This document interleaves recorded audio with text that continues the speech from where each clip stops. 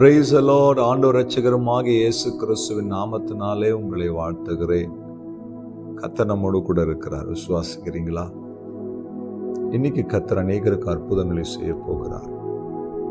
இன்றைக்கு அநேக மனிதர்களுடைய வாழ்க்கையில ஏதோ ஒரு பலவீனத்தில் பிடிக்கப்பட்டவர்களாய் வேதனையோடு கூட இருக்கிறதை பார்க்கிறோம்.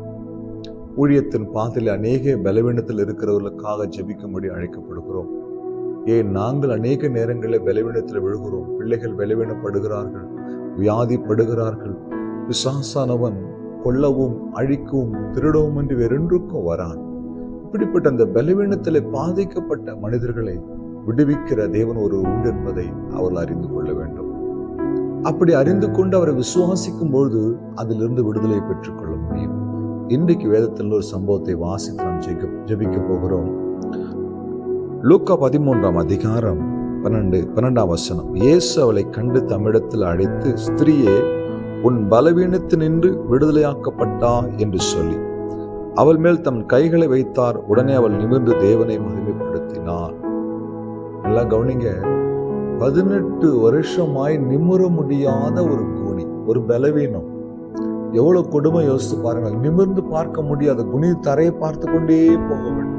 ஒரு அவமானம் ஒரு பக்கம், இந்த பலவீனத்தினுடைய கொடுமை ஒரு பக்கம். வேதனையோடு நாட்கள் நகர்ந்தது. ஒரு நாள் இயேசுவை அவர்கள் சந்தித்தார்கள். இயேசு அவர்களை சந்தித்தார். அவர் அந்த அம்மாவை அருகில கூப்பிட்டு அந்த அம்மா மேல கை வச்சு சொன்னார், உன் பலவீனத்திலிருந்து நீ விடுதலையாக்கப்பட்டாய்.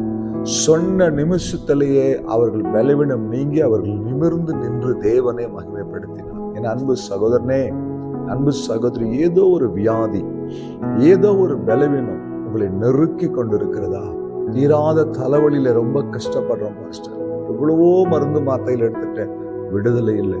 வயிற்று வலியினாலே, அல்சர் வியாதினாலே நான் கொடுமை அனுபவிக்கிறேன், எனக்கு ஒரு விடுதலையே இல்லை. என் மூட்டு வலி, நரம்புகள், எலும்புகளிலே வலி, நடக்க முடியாம கஷ்டப்படுறேன். கால் வலி, முட்டி வலி, என்னால தாங்க முடியல பாஸ்டர். சுகர் அதிகமாகுது, குறையவே மாட்டேது. பிரஷர் அதிகமாகுது, குறையவே மாட்டேது. இப்படி எத்தனையோ பலவீனங்கள் என்னை பிடித்து வாதிக்கிறதே பார்க்கிறேன்னு சொல்லி கலங்குகிற தேவ பிள்ளையே, தைரியமா எதிர்த்து நின்று சொல்லு, இன்றைக்கு என் பலவீனத்திலிருந்து என் தேவன் என்னை விடுவிக்க வல்லவராய் இருக்கிறார். 18 வருஷமாய் நிமிர முடியாத கூனியை ஒரே வார்த்தையிலே அந்த பலவீனத்திலிருந்து விடுதலையாக்கின தேவனால் என்னையும் விடுதலையாக்க முடியும் என்று நீங்க என்னைக்கு விசுவாசிக்கிறீங்களோ அந்த நிமிஷம் உங்களுக்கு ஒரு அற்புதமும் சுகமும் தேவன் தந்து உங்களை நடத்துவார். 18 வருஷங்க எவ்வளவு கொடுமையா இருந்திருக்கும் யோசித்து பாருங்க.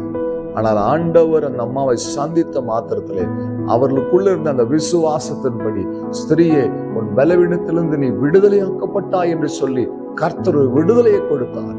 இன்றைக்கு இந்த வார்த்தையை கேட்டுக்கொண்டிருக்கிற எத்தனையோ பேருக்கு ஒரு விடுதலையை கர்த்தர் தரப்போகிறார். நீங்க விசுவாசிக்கிறீங்களா?